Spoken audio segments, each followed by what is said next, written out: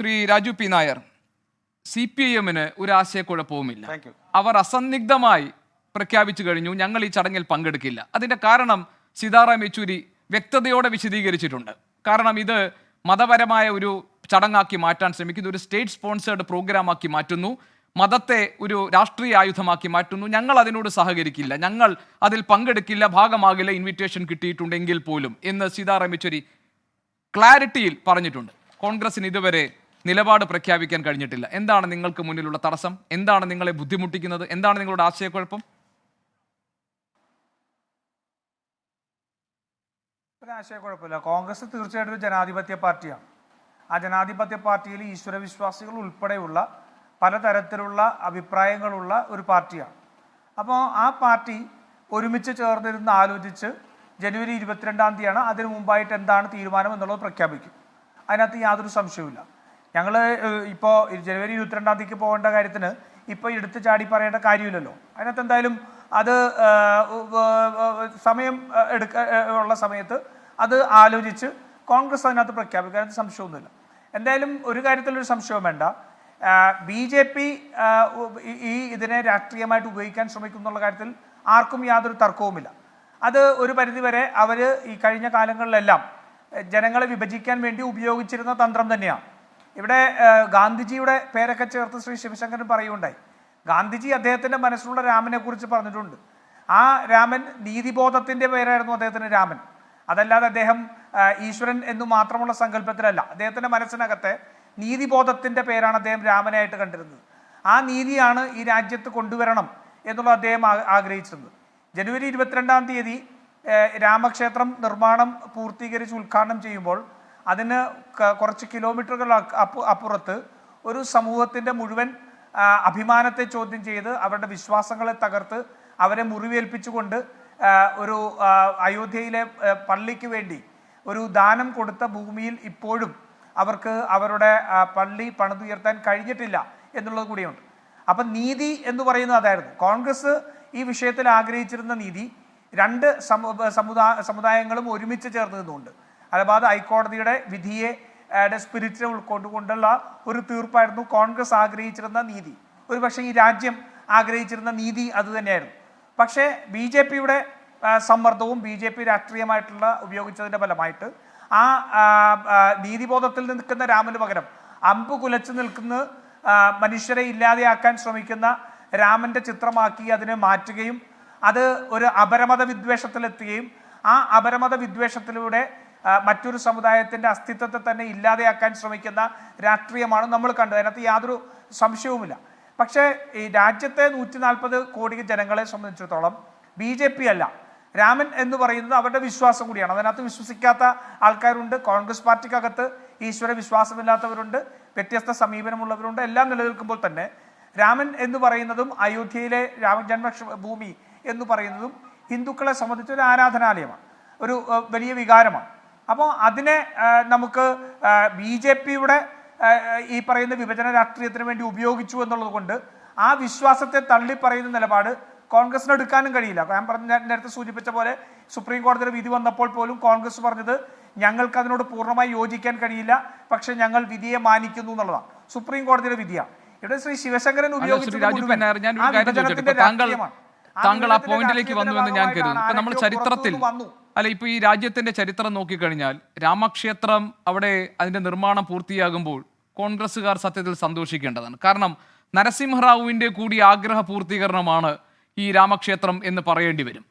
ഞാൻ ഉദ്ധരിക്കുന്നത് നീരജ ചൗധരിയുടെ പുസ്തകം താങ്കൾ ഒരു പക്ഷേ വായിച്ചു കാണാം. ഹൗ പ്രൈം മിനിസ്റ്റേഴ്സ് ഡിസൈഡ് എന്ന പുസ്തകത്തിൽ അദ്ദേഹത്തെ, അതായത് നരസിംഹറാവുവിന് നിഖിൽ ചക്രവർത്തിക്ക് നരസിംഹറാവു നൽകിയ ഒരു അഭിമുഖത്തെക്കുറിച്ച് ആ പുസ്തകത്തിൽ ഒരു പരാമർശമുണ്ട്. അതിൽ ഇങ്ങനെയാണ് പറയുന്നത്, കോട്ടാണ്, കോട്ട്, ഡിസംബർ 6-ന് 12 മണിക്ക് ശേഷം താങ്കൾ പൂജ നടത്തിയതായി ഞാൻ കേട്ടു. അത് ക്വസ്റ്റ്യനാണ് നരസിംഹറാവുവിനോടുള്ള. നിഖിൽ ചക്രവർത്തി റാവുവിനെ പരിഹസിച്ചു. അപ്പോൾ റാവു പറഞ്ഞ മറുപടി, ദാദാ, എനിക്ക് രാഷ്ട്രീയം അറിയില്ലെന്ന് നിങ്ങൾ കരുതുന്നു. ഞാൻ ജനിച്ചത് രാജനീതിയിലാണ്. ഞാൻ ഇന്ന് വരെ രാഷ്ട്രീയം മാത്രമാണ് ചെയ്യുന്നത്. സംഭവിച്ചത് എന്താണോ നല്ലതിന് സംഭവിച്ചു. ഇത് BJP-യുടെ ക്ഷേത്ര രാഷ്ട്രീയം എന്നേക്കുമായി അവസാനിക്കണമെന്ന് ഞാൻ ആഗ്രഹിച്ചതിനാൽ ഇത് സംഭവിക്കാൻ ഞാൻ അനുവദിച്ചു എന്ന് നരസിംഹറാവു പറഞ്ഞ ഒരു അഭിമുഖത്തിൻ്റെ ഭാഗം ഹൗ പ്രൈം മിനിസ്റ്റേഴ്സ് ഡിസൈഡ് എന്ന പുസ്തകത്തിൽ പ്രതിപാദിക്കുന്നുണ്ട്. അപ്പോൾ രാമക്ഷേത്രം അവിടെ ഒരു യാഥാർത്ഥ്യമാകുമ്പോൾ കോൺഗ്രസ്സുകാരും സന്തോഷിക്കുന്നുണ്ടാവണം, അല്ലേ ശ്രീ രാജു പി നായർ? ഇല്ല, രാമക്ഷേത്രം ഉണ്ടാവുന്നതുകൊണ്ട് കോൺഗ്രസ്സുകാർ സന്തോഷിക്കുന്നില്ല എന്നുള്ള അർത്ഥമില്ല. ഞാൻ സൂചിപ്പിച്ചത് അത് തന്നെയാണ്. ഞാൻ സൂചിപ്പിച്ചത് ആ രാമക്ഷേത്രം പണിയുമ്പോൾ അതിനോട് ചേർന്ന് തന്നെ ഇന്ത്യയുടെ സമുദായ മതസൗഹാർദ്ദത്തിൻ്റെ ഒരു വലിയ ഉദാഹരണമായി, മകുടോദാഹരണമായി അവിടെ തൊട്ടടുത്ത് തന്നെ അവിടെ ബാബറി മസ്ജിദും നിലനിൽക്കണമെന്നാണ് കോൺഗ്രസ് ആഗ്രഹിച്ചിരുന്നത്. ഇപ്പോൾ 92 കർസേവയും അതിനെ സംബന്ധിച്ചുള്ള കാര്യങ്ങളൊക്കെ നമുക്കറിയാം. ഇന്ത്യയുടെ സുപ്രീം കോടതിയിലാണ് കേസ് വന്നത്. ആ കർസേവ തടയുന്നതിന് വേണ്ടിയിട്ടുള്ള ശ്രമങ്ങളും അതിനകത്തുള്ള ഇത് വന്നതും അവിടെ കല്യാൺ സിംഗ് കൃത്യമായിട്ട് സുപ്രീം കോടതിയിൽ ആ ബാബറി മസ്ജിദിന് ഒരു പോറൽ പോലും ഏൽപ്പിക്കില്ല എന്നുള്ള ഒരു സത്യവാങ്മൂലം സമർപ്പിച്ചതിന് ശേഷമാണ് കർസേവയ്ക്ക് സുപ്രീം കോടതി അനുമതി കൊടുത്തത്, അല്ലേ?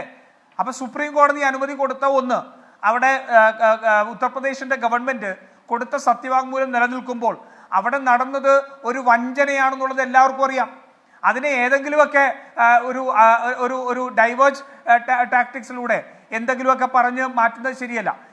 ഞാൻ സൂചിപ്പിച്ചല്ലോ, ആരും രാമഭൂമിയും രാമജന്മഭൂമിയും രാമസങ്കല്പത്തിനും ആരും എതിരായിരുന്നില്ല. പക്ഷെ അതിന് കുറേയധികം ഡിസ്പ്യൂട്ട്സ് ഉണ്ടായിരുന്നുള്ള കാര്യത്തിൽ സംശയമില്ല. ആ ഡിസ്പ്യൂട്ട്സ് നിലനിൽക്കുമ്പോൾ തന്നെ അവിടെ സമൂഹ മതസൗഹാർദ്ദം നിലനിർത്തിക്കൊണ്ട് എല്ലാ ഭാഗത്തിനും നീതി കൊടുക്കുന്ന ഒരു തീരുമാനം സാധ്യമാകുമായിരുന്നു. ആ തീരുമാനത്തിലേക്കാണ് അലഹാബാദ് ഹൈക്കോടതി എത്തിയത്.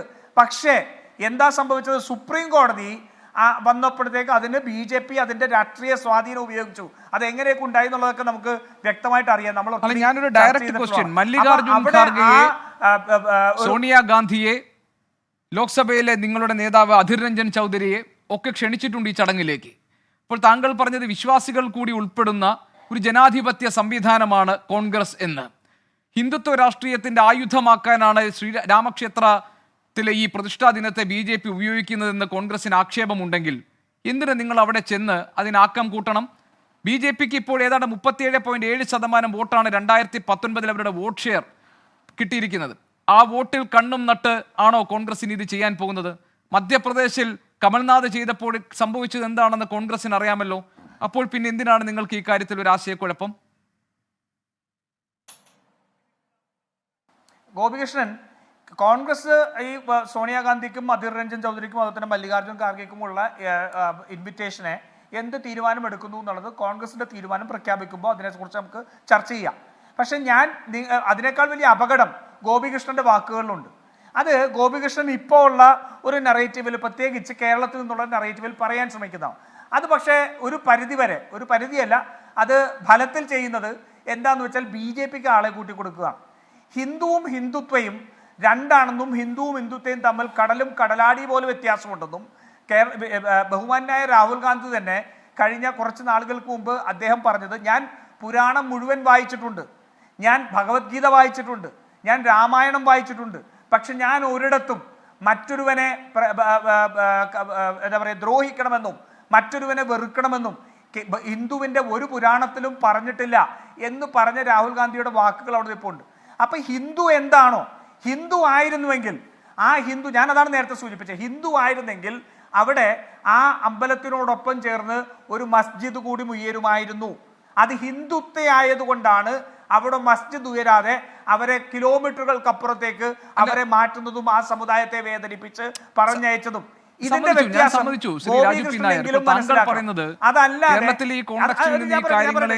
ഞാൻ സംസാരിക്കുമ്പോൾ അത് ബിജെപിക്ക് ശക്തി പകരുന്നതാണ്. ഞാൻ താങ്കളോട് ചോദിക്കുന്നത് 37.7% 2019 BJPയുടെ വോട്ട് ഷെയർ. ഞാൻ പറഞ്ഞത് BJPയുടെ, NDAക്ക് അത് ഏതാണ്ട് 45% വരും. 75% ഹിന്ദുക്കളുള്ള രാജ്യമാണ്. സപ്പോസ് ഭൂരിപക്ഷ ഹിന്ദുക്കളുള്ള രാജ്യമാണ്. താങ്കൾ പറഞ്ഞത് ഹിന്ദുവല്ല ഹിന്ദുത്വം എന്നത് ബോധ്യപ്പെടുത്താൻ, ഞാൻ പറഞ്ഞത് രാഷ്ട്രീയമായി ബോധ്യപ്പെടുത്താൻ ഉത്തരവാദിത്തപ്പെട്ട കോൺഗ്രസിന് ഈ കഴിഞ്ഞ തെരഞ്ഞെടുപ്പുകളുടെ ഒക്കെ ഫലം എടുത്ത് നോക്കും, മധ്യപ്രദേശ് അടക്കം, നിങ്ങൾക്ക് എന്തുകൊണ്ട് കഴിഞ്ഞില്ല എന്നാണ് ഞാൻ ചോദിക്കുന്നത്.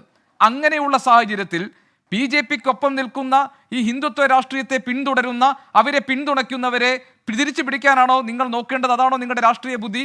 അതല്ല മറുപക്ഷത്തുള്ളവരെ കൺവിൻസ് ചെയ്യിക്കാനാണോ? അതുകൊണ്ടാണ് ഞാൻ ചോദിക്കുന്നത്, ഈ ക്ഷണം വരുമ്പോൾ നിലപാടെടുക്കാൻ, നിലപാട് പറയാൻ കോൺഗ്രസിന് താമസം എന്തിന്? അല്ല, ഗോപികൃഷ്ണൻ ഈ വലയിൽ വീഴുന്നു എന്നാണ് അതിനകത്ത് പ്രശ്നം. ക്ഷേത്ര പ്രശ്നം പൊളിറ്റിക്കലാക്കാൻ, അത് ഹിന്ദുത്വ രാഷ്ട്രീയത്തിന്റെ ഭാഗമാക്കാൻ BJPക്ക് ആഗ്രഹമുണ്ട്. അതിന് വോട്ടിന്റെ കണക്ക് പറഞ്ഞ് ഗോപികൃഷ്ണൻ സമീകരിക്കാൻ ശ്രമിക്കുന്നത് എന്തിനാ? എന്താ അതിന്റെ പിന്നിലുള്ള ആശയം? അത് BJPയുടെ ആശയമല്ലേ? അത് BJPയുടെ ആശയമാണ്. ഞാൻ പറയുന്നത് ഈ രാജ്യം ഇപ്പോഴും അല്ലല്ല, ഗോപികൃഷ്ണൻ ഞാൻ പറയട്ടെ 85% ഹിന്ദുക്കളുള്ള ഈ രാജ്യത്ത് ഇപ്പോഴും ഈ രാജ്യം തീവ്ര വലത് രാഷ്ട്രീയത്തിന് കീഴ്പ്പെടാത്തതാണ്. ഇന്ത്യൻ ജനാധിപത്യത്തിന്റെ വൈവിധ്യം കൊണ്ട് കൂടുതൽ സീറ്റ് കിട്ടുന്നവർ വോട്ട് ഡിവിഷനിലൂടെ വരുന്നു എന്നുള്ളത് മാത്രമാണ്. ഇപ്പൊ അമേരിക്ക ഈ തീവ്രവലത് രാഷ്ട്രീയത്തിന് ഒരിക്കൽ അത് സക്കംബ് ചെയ്തു, വീണുപോയി. കാരണം 51% മേലെ വോട്ട് കിട്ടിയാൽ മാത്രമേ 2 പാർട്ടികളുള്ള സിസ്റ്റത്തിൽ അമേരിക്കയിൽ ഡൊണാൾഡ് ട്രംപിന് ജയിക്കാൻ സാധിക്കുമായിരുന്നു. അവിടെ അമേരിക്ക പോലൊരു രാഷ്ട്രം തീവ്രവലത് രാഷ്ട്രീയത്തിന് വേണ്ടി വീണപ്പോഴും ഇന്ത്യ 85% നിലനിൽക്കുന്ന ഹിന്ദുക്കളുള്ള രാജ്യത്ത് അപ്പോഴും ഈ പറഞ്ഞതുപോലെ ആദ്യം 31% പിന്നെ 37% ആ തീവ്രവലത് രാഷ്ട്രീയത്തിൽ എത്തിയുള്ളൂ. അപ്പൊ തീവ്രവലത് രാഷ്ട്രീയത്തിനെ എതിർത്ത് നിൽക്കുന്ന ഹിന്ദുക്കളുള്ള ഒരു രാജ്യമാണ്. അവിടെ മതപരമായിട്ടുള്ള കാര്യങ്ങൾ മതപരമായിട്ട് തന്നെ നിൽക്കണം. ആ മതപരമായിട്ടുള്ള കാര്യങ്ങളെ രാഷ്ട്രീയമാക്കാൻ, അതിപ്പോൾ ഈ രാമജന്മഭൂമി ക്ഷേത്രത്തിന്റെ ഉദ്ഘാടനം ഉൾപ്പെടെ ഉള്ള കാര്യങ്ങൾ അത് രാഷ്ട്രീയമാക്കാൻ BJP ശ്രമിക്കുന്നുണ്ട്. പക്ഷെ ഗോപികൃഷ്ണനെ പോലെ കാര്യങ്ങൾ വിശദമായിട്ട് ചർച്ച ചെയ്യുകയും മനസ്സിലാക്കുകയും ചെയ്യേണ്ട ആൾ അതിനെ വോട്ടിന്റെ രാഷ്ട്രീയം പറഞ്ഞ് വോട്ടിന്റെ രാഷ്ട്രീയം ഞാൻ പറയും ശ്രീ രാജു പി നായർ. എന്തുകൊണ്ടാണ് ഞാൻ ചോദിച്ചതിന് താങ്കൾ മറുപടി പറഞ്ഞില്ല? കമൽനാഥ് എന്താണ് മധ്യപ്രദേശിൽ ചെയ്തത്?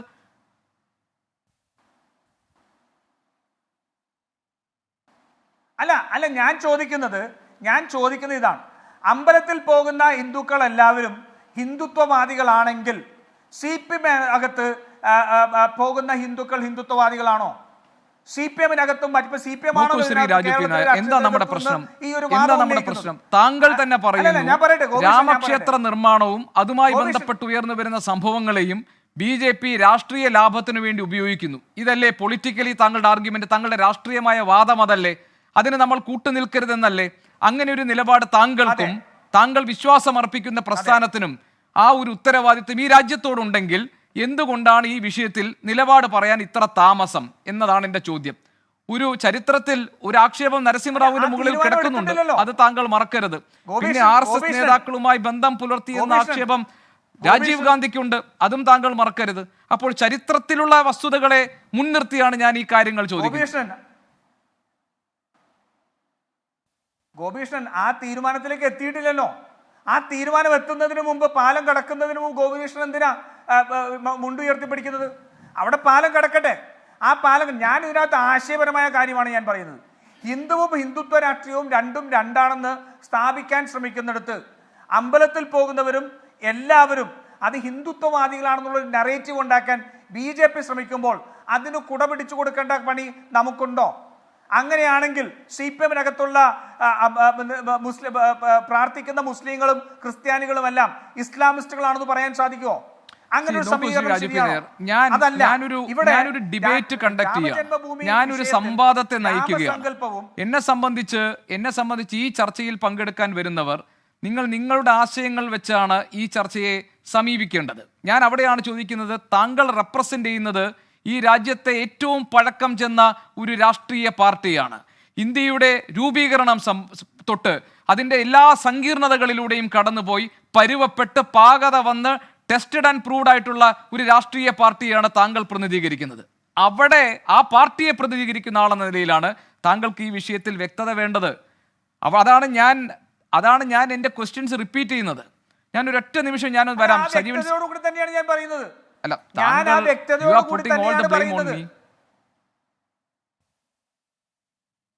അല്ലല്ല, അത് അത്തരത്തിൽ എന്താണ് ഗോപികൃഷ്ണനെ ഞാൻ ബ്ലെയിം ചെയ്തത്? എവിടെയാ ഗോപികൃഷ്ണനെ ഞാൻ ബ്ലെയിം ചെയ്യുന്നത്? അമ്പലത്തിൽ പോകുന്നവരെയെല്ലാം ഹിന്ദുത്വവാദികളായി ചിത്രീകരിക്കുന്ന BJP-യുടെ രാഷ്ട്രീയത്തിന്റെ ഭാഗമായിട്ട് ചോദ്യങ്ങൾ ചോദിക്കുന്നതിനെയാണ്. അതല്ലാണ്ട് അങ്ങയുടെ മതനിരപേക്ഷതയെക്കുറിച്ചോ അതല്ലെങ്കിൽ മറ്റൊന്നിനെ കുറിച്ചോ എനിക്ക് സംശയമില്ല. പക്ഷെ ആ ചോദ്യം BJP-ക്ക് ഗുണം ചെയ്യുന്ന രാഷ്ട്രീയത്തിന്റെ വക്താവ് ഒരു ലാഞ്ചനയുള്ള ചോദ്യത്തിലേക്ക് കടക്കണമോ? അങ്ങനെ കോൺഗ്രസിനകത്ത് ഹിന്ദുക്കൾ, ഈശ്വര വിശ്വാസികളായ എത്രയോ ഹിന്ദുക്കളുണ്ട്. ഞാൻ പറഞ്ഞത് ശ്രീ രാജു, പിന്നെ CPM-ന്റെ കാര്യത്തിൽ ഞാൻ ആശങ്ക പ്രകടിപ്പിച്ചില്ല. CPIMന്റെ കാര്യത്തിൽ ഞാൻ ആശങ്ക പ്രകടിപ്പിച്ചിട്ടില്ല. കാരണം അറിയാമോ താങ്കൾക്ക്? നിലപാട് അവർ പ്രഖ്യാപിച്ചു കഴിഞ്ഞു. ഞങ്ങളില്ല. ഞാൻ പറഞ്ഞത് കോൺഗ്രസിൽ ഇവിടെ VD സതീശനോട് ചോദിച്ചപ്പോൾ അദ്ദേഹം അസ്വസ്ഥതയോടുകൂടി മറുപടി പറഞ്ഞത് താങ്കൾ കേട്ടോ? താങ്കൾ ഇപ്പോൾ ഞാൻ അവർക്ക് എന്തിനാണ് ഇങ്ങനെ സഹായം ചെയ്തു കൊടുക്കുന്നതൊക്കെ ചോദിച്ചല്ലോ. VD സതീശന്റെ പ്രതികരണം താങ്കൾ കേട്ടോ? കേട്ടിട്ടില്ലെങ്കിൽ ഇതാ ഞാൻ ഒരിക്കൽ കൂടി കേൾപ്പിക്കാം. PCR. അല്ല, അതിലൊരു അസ്വസ്ഥതയില്ല. എന്താ അസ്വസ്ഥത? കേട്ടു നോക്കൂ. എന്താ അസ്വസ്ഥത? You just listen. അല്ല, ഞാൻ കേട്ടതാണല്ലോ, ഞാൻ പലതവണ കേട്ടതാണ്. This particular inauguration has been virtually converted into a state-sponsored ശരി, ഞാൻ വരാം. inauguration. നമുക്ക് VD സതീശന്റെ പ്രതികരണം കൂടി കേൾക്കാം.